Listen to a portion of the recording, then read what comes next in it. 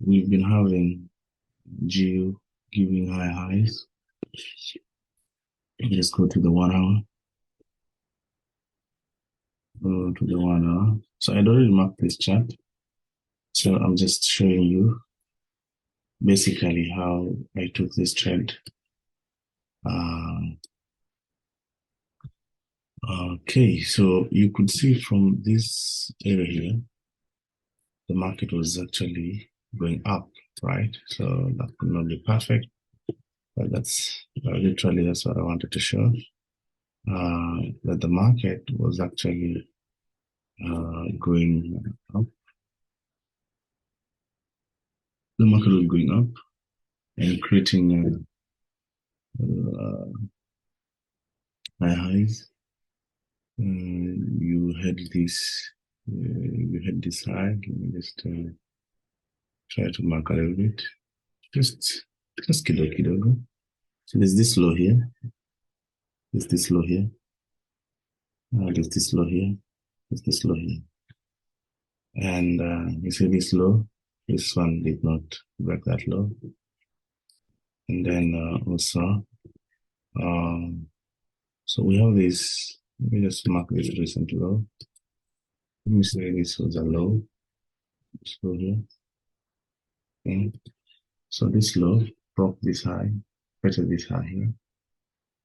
Okay. And came all the way down to this one here. Came here, didn't break this, create another high there. Came all the way down, but still didn't break this low. Okay. So if you look at this market, our current low, our current high, okay, would be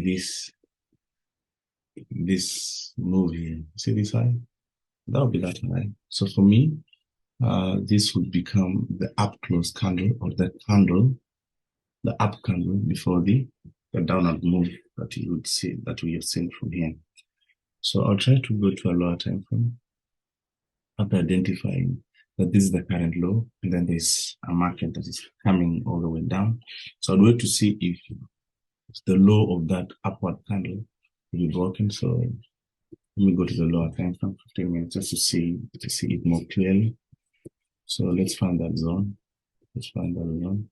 So you'd still see the same zone that I've marked is this zone here. So this is the low of this zone, which is higher than this low. So meaning this low is higher than this low. So the moment this one is broken, so this one is targeted too.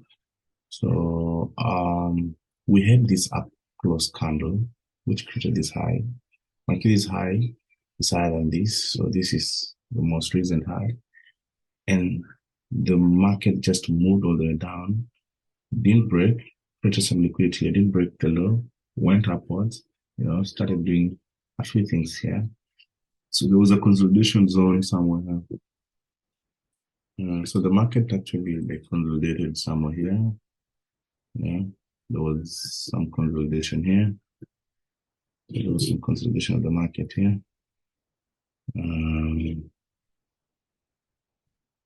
So the market was just consolidating somewhere there. And you see, this was a consolidation, but then to this area here. Yeah, that was a consolidation. But then the market decided to break this low with this push. You see this push? So that push broke what? Broke this low that had been created by an institutional candle. You see this institutional candle, this upward candle before the downward move. So after this break of this low, which now brings us to this place, this move broke this low, but left, let me just remove this, while breaking, it left what?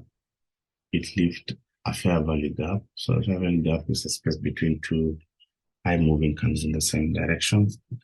Volume candles moving in the same direction. So this space here is a fair value gap. So the moment I saw that fair value gap and the market was pushing away from this low, I became ready. And now something else that happens. So this area here, this fair value gap here becomes my point of what? My point of interest. Now, did I take the trade? Not yet. So I waited to see the market create this liquidity here. You see that liquidity? Now that's a beautiful thing to see. You see that liquidity there. This region, you see, the market came and rejected to go all the way there. So sometimes you try to see price, the movement of price towards your point of interest. So remember, the market has broken downwards, so meaning it's going downwards. Now we're waiting to see this market or price come back to test the open of this institutional candle or upward candle. Why am I not interested by the middle? Because it has already done one. We tested the middle of it. So even though actually this market had already traded somewhere there, even though it had not broken that level. So my interest is to see it to test the low plus not just the low. This area here of a fair value gap is the area of my interest now. So the market did what? The market came all the way up, came over here, created this liquidity here. See these candles? Now that's liquidity. Even faked to show that school is going down, up, downwards. But I think this is news. So the market just came and boom, went to your point of interest. Took it to, I'll check this trade here after this liquidity, of course. So this trade was taken from here. Even if you didn't enter, it's another opportunity that you entered there. So your stop loss will be just above what? Above the fair value gap here, or rather just sometimes you just do above this high of that upload of that movement downwards. So what do I target? I target this low here. I target this low here. Or can zoom downwards. You realize. So you have a number of lows. This low here. This low here. But you see this one was already here. So my target was to see this area being retested. Even though the market is just going to go to all those loads downwards there, my first target will be to this structure here. And you see that's what happened. So you have liquidity being created just below our point of interest. This makes our pure point of interest even more valid. See, this one is here. So this is the move that broke the low of the up close candle. And this is the fair value gap. I think I've explained that one there. So just imagine you take this trade here and straight, almost with very minimal drawdown, straight into profit. So you can either take your TP here. So this is where I'll take my TP. I'll take my TP there. Let me go to 1 hour. Just to see something. There's something you need to see. Make 1 hour.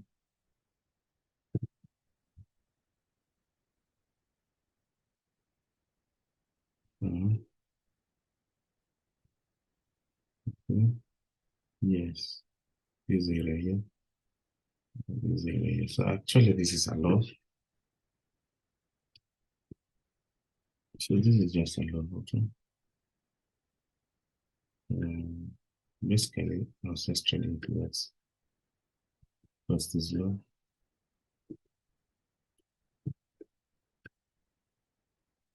Let's put this on here.